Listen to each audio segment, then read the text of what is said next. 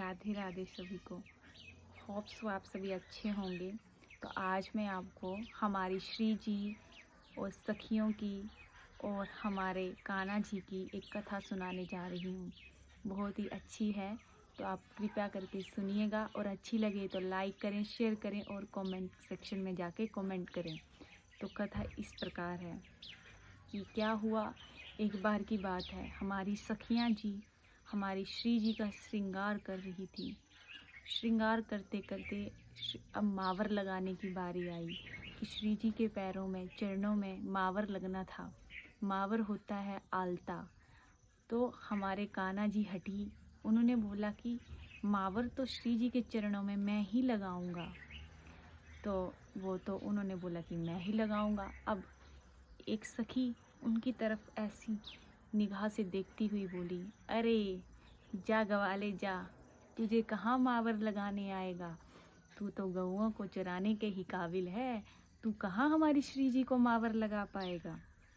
लेकिन हमारे कान्हा जी वो तो हटी, वो तो अपनी हट पे आ गई कि मैं अपनी श्यामा जी को, अपनी किशोरी जी को तो मावर मैं ही लगाऊंगा।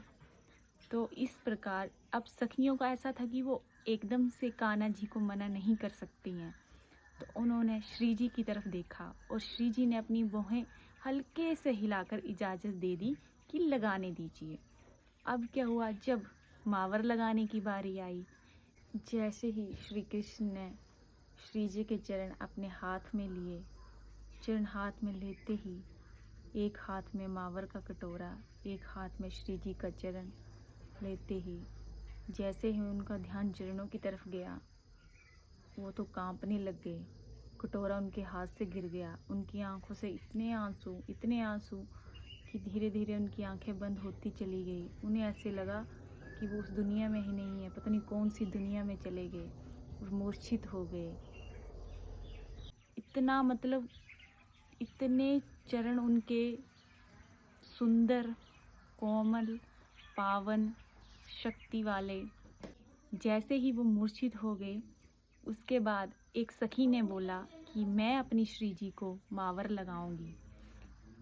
वो सखी जब मावर लगाने की बारी आई, जब वो सखी मावर लगाने बैठी, जैसे ही उन्होंने श्री जी का पाँव अपने हाथ में लिया, वो भी अभी लगाने ही शुरू हुई थी कि लगाते लगाते ही वो मूर्छित हो गई। जब सखी जी को होश में लाया गया तो सखी जी जिद करने लगी कि दूसरे चरण पर भी वही मावर लगाएंगी। तो जब फिर से मावर लगाने की बारी आई तो सखी जी ने जब दूसरा चरण देखा तो उनको दोनों चरण समान लगे। उनको पता ही नहीं चला कि मावर उन्होंने कौन से चरण में पहले लगाया था, जिसको लगा के वो मूर्छित हो गई थी। क्योंकि श्री जी के चरण और मावर का रंग एक जैसा है। उनके चरण इतने कोमल हैं, इतने लाल हैं, इतने पवित्र हैं, इतने पावन हैं, तो वो पता नहीं कर पाई। तो दूसरी सखियों ने बोला, हे सखी, तुम ऐसे पता नहीं कर पाओगी। ऐसा करो, श्री जी के दोनों चरणों को अपने हाथ में लो और जो भी चरण तुम्हें भारी लगे समझ जाना कि उसमें तुमने मावर लगा दिया है। तो उसने दोनों चरण जब श्री जी के अपने हाथ में लिए तो एक चरण इतना भारी लगा, लेकिन कलर जो इतना भारी लगा कि उससे सखी समझ गई कि मैंने इस पर मावर लगाया था। तो मेरे कथा सुनाने का माध्यम ये है कि हमारी श्री जी इतनी सुंदर हैं, इतनी दयालुता है उनके अंदर, और जिनके पैर इतने कोमल हैं, इतने पावन हैं, इतने पवित्र हैं कि मावर लगाने पर भी वो भारी हो जाते हैं। तो सोचो वो पैर कितने कोमल होंगे और सखियाँ कैसे उनकी सेवा करती होंगी। तो ये आज की कथा है। अगर आपको अच्छी लगे तो प्लीज़ लाइक कीजिएगा, और अगर मेरे द्वारा इस कथा में कोई भी आपको गलती लगती है तो वो भी मुझे बता दीजिएगा। राधे राधे।